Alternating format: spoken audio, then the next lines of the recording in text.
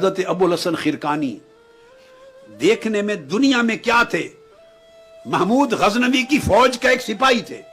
وہ ایک معروف واقعہ ہے، ایک حکایت ہے معروف کہ 16 حملے محمود غزنوی نے کیے، سومنات کا مندر فتح نہیں ہوا۔ میں صرف ایک نقطہ سمجھا رہا ہوں۔ اس نے پھر اللہ کے حضور گڑ گڑا کے التجا کی، میرے مولا میری فوج تو ختم ہو رہی، اگر سومنات کا مندر فتح نہیں ہوگا تو یہ عالم کفر کا رہے گا، اسلام کی سلطنت نہیں آئے گی۔ غزنی سے افغانستان سے لشکر لے کے آئے تھے۔ اللہ رب العزت نے دکھایا رات کو کہ تمہارے لشکر میں ایک میرا بندہ ہے، اس کے پاس جاؤ دعا کرواؤ۔ اس کی پہچان کیا ہے کہ کل آندھی آئے گی، اس آندھی میں خیمے اکھڑ جائیں گے، چراغ بجھ جائیں گے، اس کا نہ خیمہ اکھڑے گا نہ چراغ بجھے گا۔ جس کا چراغ آندھی میں بھی جل رہا ہو اس بندے سے جا کے دعا کرواؤ۔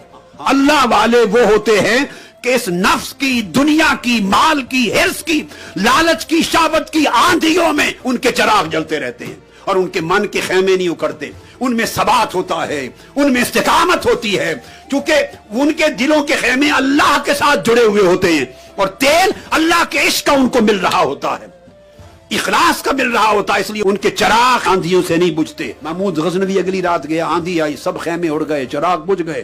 دور سے دیکھا ایک خیمے میں چراغ جل رہا ہے، اس نے کہا یہی ہوگا، جا کے قدموں میں گر پڑے۔ اب وہ کہے میں تو کھڑے ہو گئے، بادشاہ سلامت، میں تو آپ کا سپاہی ہوں۔ کہنے نہیں، آپ بادشاہ ہیں، میرے لیے دعا کر دے کہ یہ آخری حملہ کل جو ہے فتح یاب ہو جائیں ہم۔ وہ کہیں نہیں، میں تو ایک فقیر آدمی، میں تو آپ کا سپاہی ہوں، آپ بادشاہ ہیں۔ انہیں کہے نہیں، اصل بادشاہ آپ ہیں۔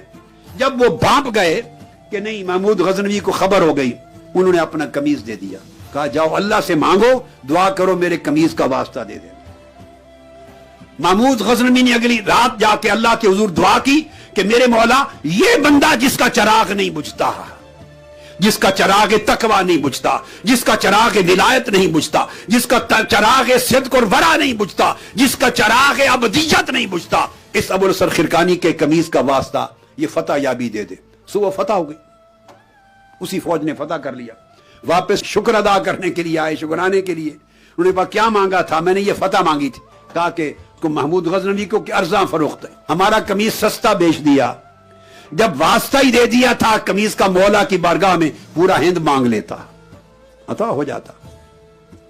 ایسے چراغ جلاؤ اپنے من میں کہ دنیا اور شہوتوں کی آندیاں ان چراغوں کو بجھا نہ سکیں۔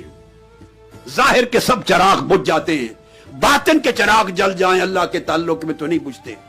وہ ہے توبہ کے بعد اگلی زندگی کو ایسے چراغ کے ساتھ روشن کرو۔ آپ نے فرمایا کہ جن کو اللہ رب العزت یہ باطن کا چراغ دے دے گا تو دیکھیے ظاہر میں سپاہی ہے، باطن کے بادشاہ ہوتے ہیں، تو ظاہر میں نہیں رکھا، ظاہر سے ناپ تول نہ کیا کرو کون کیا ہے، نہیں، اس کے باطن کی قیمت لگائی جاتی ہے اللہ کے ہاں، وہ اس کے ورع اور تقوی سے شروع ہوتی ہے۔ اس لیے فرمایا کہ جو شخص صاحبان ورع ہوں گے، توبہ کے بعد اپنی زندگی کو اللہ کے سامنے خود اپنے نفس کا حساب کرنے والے اور اللہ کے حضور طاعت کا سراپا پیکر بن کے رہنے والے اور معصیت و نافرمانی سے ہمیشہ ہر حال میں بچنے والے ہوں گے، قیامت کے دن وہ اللہ پاک کے جلساء ہوں گے، قیامت کے دن وہ اللہ کی مجلس میں بیٹھنے والے ہوں گے، اللہ کے ہم نشین ہوں گے قیامت کے دن۔